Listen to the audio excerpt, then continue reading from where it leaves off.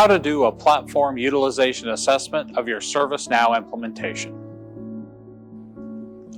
For platform utilization assessment or service assessment of your ServiceNow implementation to be effective, it's important to ensure you build reflection and feedback right at the design and planning phase in order to efficiently identify opportunities between current and future state. We should be able to answer some very basic questions, like what am I doing? Is this the right thing? And how can I do it better? It's important to look at the big picture, identify the products and different maturity levels and outcomes, and dependencies that align into your roadmap. There are 5 maturity levels from reactive to effective innovation. Level 1 is reactive.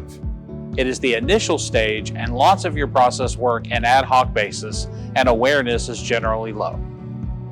Level 2 is emerging discipline. At this level, you are able to define your processes, stay consistent, and are able to get tactical with your goals.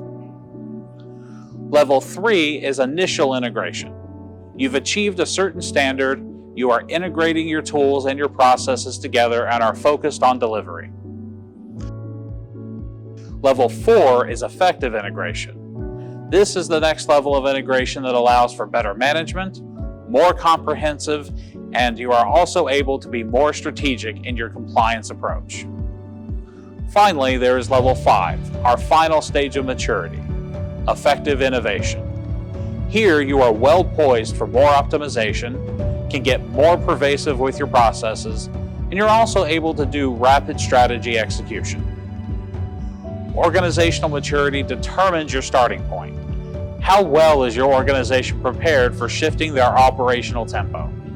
How well does your organization handle changes, whether it's everyday processes and procedures or even tool sets?